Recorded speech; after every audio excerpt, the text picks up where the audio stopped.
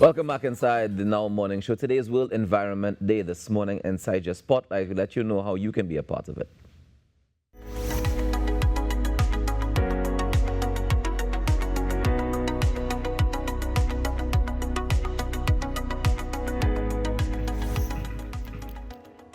Combating plastic pollution, that is the theme for World Environment Day. And joining us this morning is Linford Beckles. He's the Senior Director of the Department for Environmental, Climate Change and Energy of the THE. Good morning, Mr. Beckles, and welcome.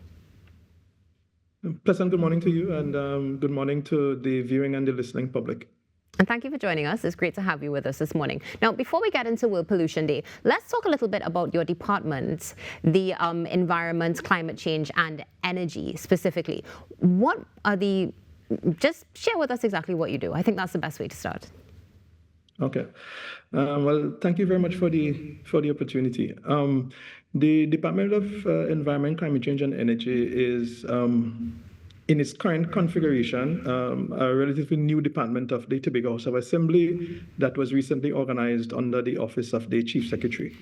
In terms of the functional areas, we do perform duties with respect to general environmental management, coastal zone management, energy management, particularly with a focus on just energy transition to, of course, alternative sources of energy. And of course, we are primarily concerned with climate change, mitigation and adaptation.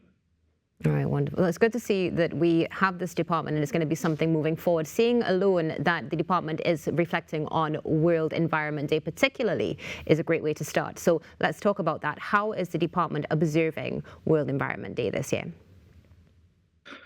Well, at the department, we have a couple activities. Those activities are not only going to be executed on the World Environment Day, which is today, but we actually started on the 26th of May in terms of rolling out those activities.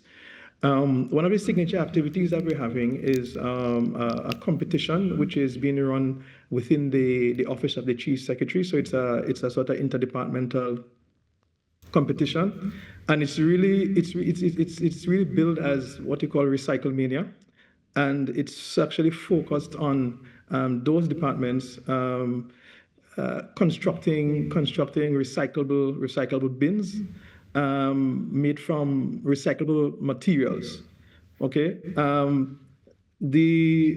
the competing departments, they are also expected to put in environmental management systems to govern the collection and the whole management of the plastic waste that they're expected to collect over the next month. The competition actually ends on the 26th of June, which incidentally is actually the end of what we call public service week. So at that point, the winners would be declared, the winners would be featured in the newspaper and things like that and so on. And of course, they'll be able to get bragging rights. As part of the reward, they are also going to be getting what is now the inaugural Chief Secretary's sustainability challenge trophy. So of course, yeah, they'll have the bragging rights at least for the next year or so. We are also dovetailing, as I indicated, we have not only World Environment Day, but we have the Public Service Week coming up, and as part of that initiative, all divisions within the Tobago House of Assembly are adopting a community within Tobago. The community that we would be adopting, or we have adopted, is actually Castara, a very beautiful village on the northeastern side of Tobago. And we will be engaging with the Castara Government Primary School, building awareness among the students, among the wider community. We'll be having very fun activities, environmentally based activities for the students there, and that is something that we are really looking forward to. Mr. Beckles, in addition. Yes. In addition to what you would have shared with the competition taking place and what's going on in schools, what other things are being done from a public awareness perspective to ensure that past World Environment Day and past this month, people are aware of their plastic use, their pollution, and what it can do to the environment? Okay. But of course, building awareness is obviously key to any sustainable environmental management initiative, because essentially what we're really trying to do is to really change people's attitudes and perceptions and so on, so that the actions that we take would last, very long into the future and so on.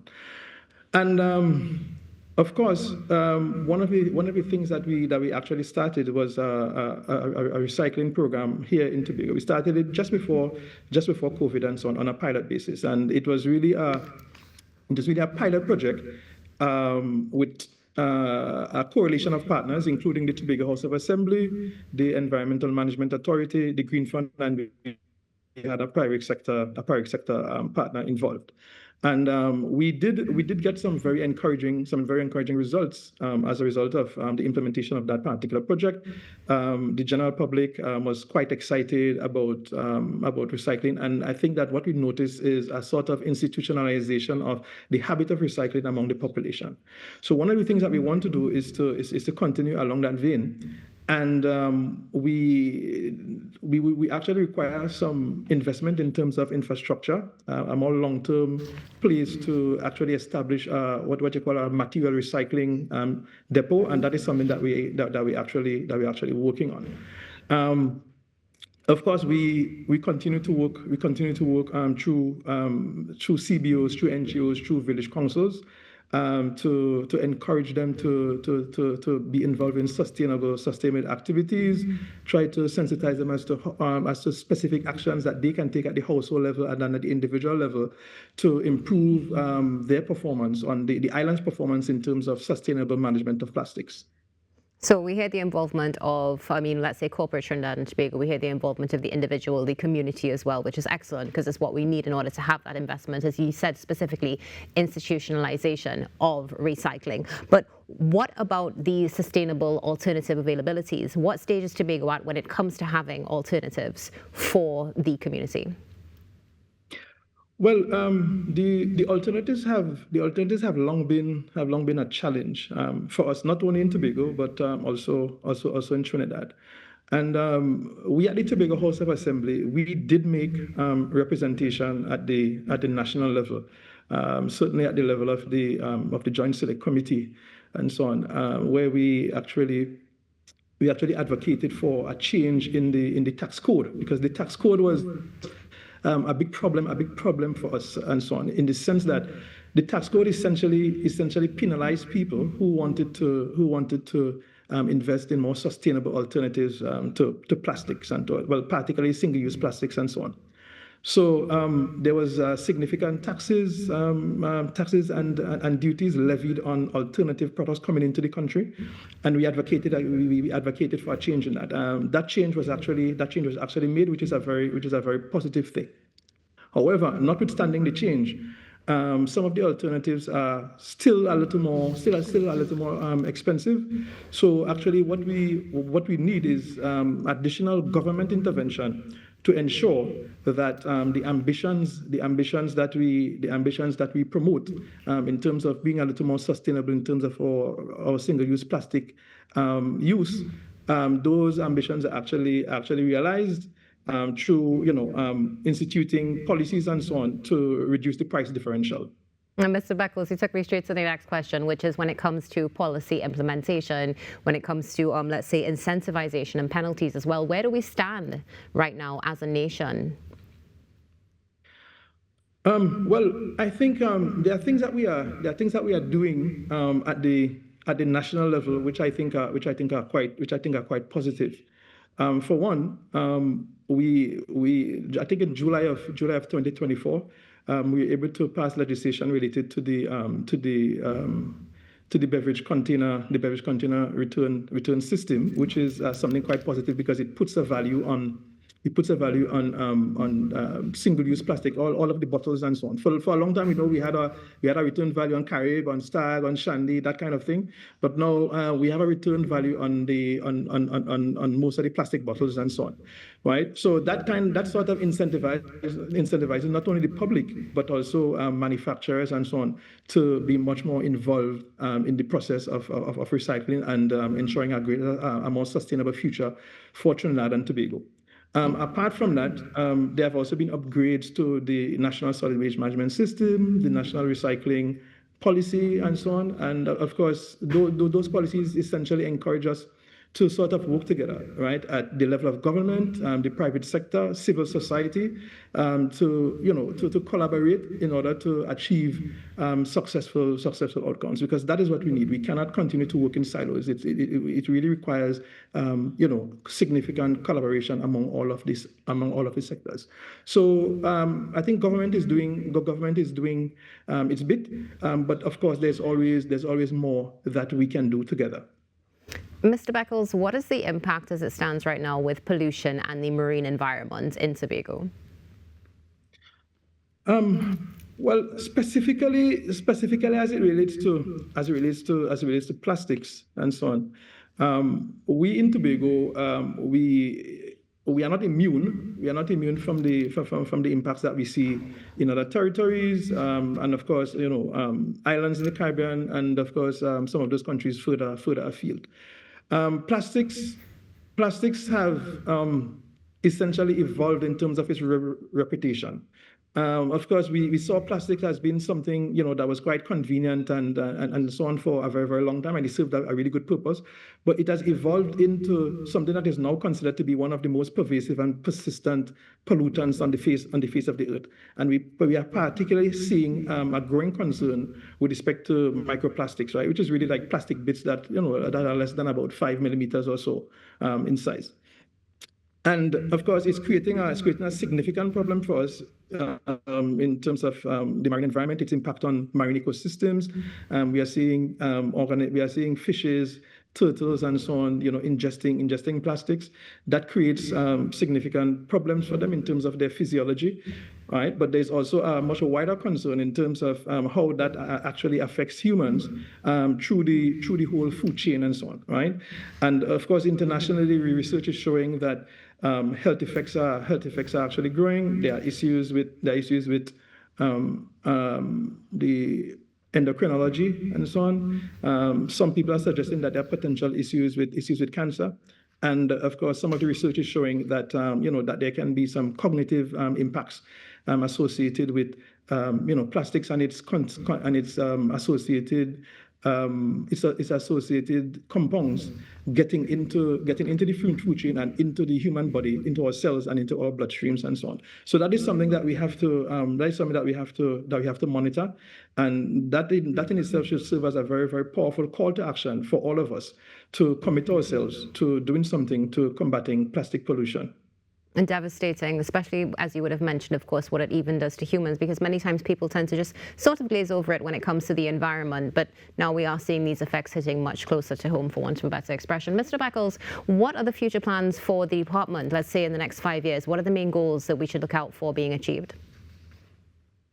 Well, certainly, we at the Tobago House of Assembly, we are actually at the point of launching an initiative in collaboration with the private sector here, particularly the business chambers, to to facilitate the provision of shopping bags to all households in Tobago, right? And that is expected to significantly reduce the need for single-use plastic bags and so on.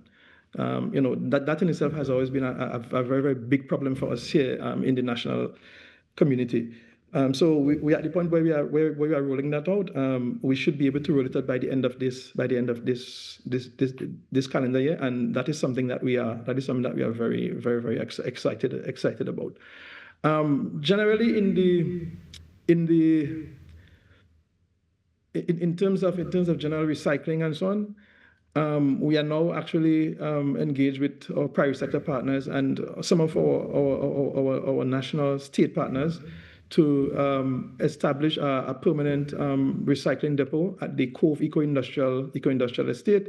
That is not going to be rolled out this year, but certainly within the next year or so, we'd expect to see that rolled out. And of course, we continue to we continue to work to deal with end of life vehicles. Most of us would normally associate, the management of end of life vehicles with scrap metal, but there are also significant plastic components within vehicles and so on that we actually need to manage, and that is something that we are dealing with right now in Tobago. We are preparing the storage location for it. We have already done a lot of the surveillance that is actually required, and we'll continue to roll out that program. And of course, we're gonna do it in collaboration with some of the